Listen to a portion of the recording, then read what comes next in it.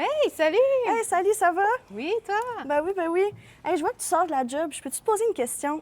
Bien sûr, oui. T'es toujours TSA à la clinique vétérinaire? Ben oui. OK, bon, parfait. Ben, tu te souviens de mon chat, le Tigrou? C'est un mâle, il est stérilisé, mais des fois, il fait pipi en dehors de la litière, puis j'ai comme peur que le proprio m'oblige à le sortir, vu que ça sent fort l'urine, des fois, là. As-tu des suggestions pour moi?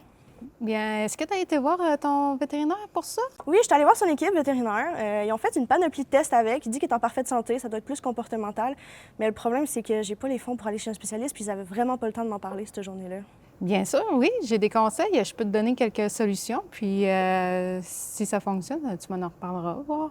Ah, t'es trop gentil, merci. Ça fait plaisir.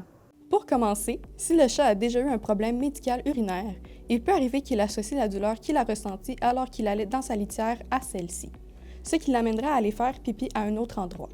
Dans ce cas, la solution serait de déplacer la litière à un nouvel endroit. Cependant, comme Coralie l'a mentionné, Tigrou est en parfaite santé, donc passons aux autres causes. Il faut aussi comprendre les comportements normaux des chats pour pouvoir leur fournir un environnement idéal pour les exprimer dans la maison. En nature, un chat va faire ses besoins dans la terre ou du sable. Il commencera par trouver un endroit où il se sent en sécurité, puis va renifler le sol, tourner sur lui-même et gratter jusqu'à satisfaction avant de se soulager. Après, il va tout enfuir jusqu'à ce qu'il ne sente plus son odeur pour éviter d'attirer les prédateurs. Ce processus s'apparente à une petite danse, nous nous y référons donc de cette façon. Après avoir exclu les problèmes urinaires, il faut se demander si notre nombre de bacs de litière respecte la norme idéale stipulant qu'il devrait avoir un bac de plus que le nombre de chats. Coralie, n'ayant que Tigrou, elle devrait idéalement avoir un deuxième bac. Ainsi, si le chat ne veut pas aller dans une de ses litières pour une raison particulière, il peut aller dans l'autre. Il est aussi intéressant d'avoir une litière par étage si la maison en a plusieurs. Comme ça, il a toujours un endroit proche où aller. Le choix du bac de litière a lui aussi une importance. Il est recommandé d'avoir un bac non couvert pour ne pas concentrer les odeurs à l'intérieur. Idéalement, il est recommandé qu'il fasse 1,5 fois la longueur du chat pour qu'il puisse faire la petite danse d'élimination. Il faut que la hauteur du rebord soit adaptée à l'âge du chat, car s'il est trop haut pour un vieux chat ou un chaton, c'est possible qu'il ne rentre pas dans le bac et aille uriner ailleurs. Cependant, il faut que le bac soit assez profond pour pouvoir mettre au minimum 3 pouces de substrat pour que le chat puisse gratter et faire sa petite danse. Pour la litière parfaite, il faut aussi avoir le bon substrat. La majorité des chats aiment beaucoup la litière agglomérante puisque cette sorte de substrat imite la terre ou le sable qui est l'environnement naturel où les chats font leurs besoins. Il faut aussi qu'elle soit non parfumée puisque les chats ont l'odorat fin et les parfums dans les litières peuvent les repousser.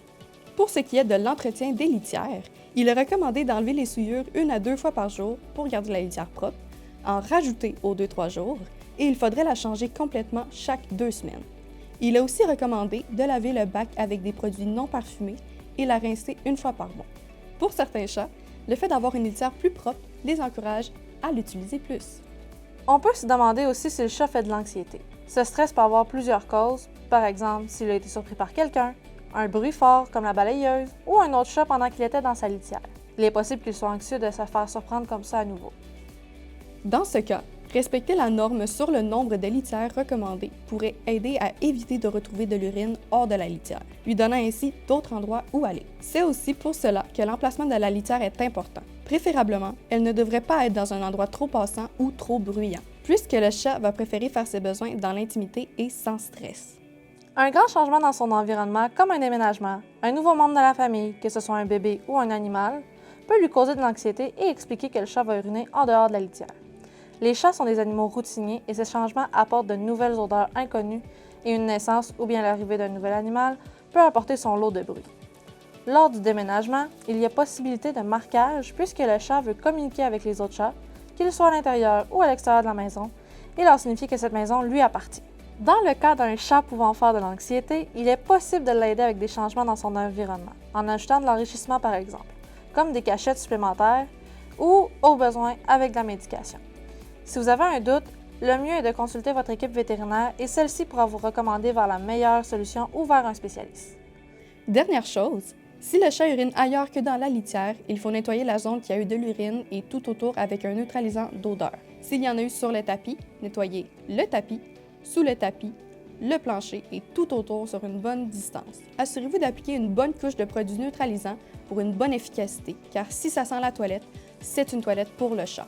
Les neutralisants d'odeur peuvent généralement être retrouvés dans les boutiques des cliniques vétérinaires et dans les animaleries. N'hésitez pas à leur demander des conseils. Ouais, ben c'est ça ressemble à ça, je dirais. Ah, merci, c'est super gentil. Je vais tout essayer ça avec mon chat quand je vais arriver chez nous. Sinon, tes enfants, ça va comment? Aïe, ça va vraiment.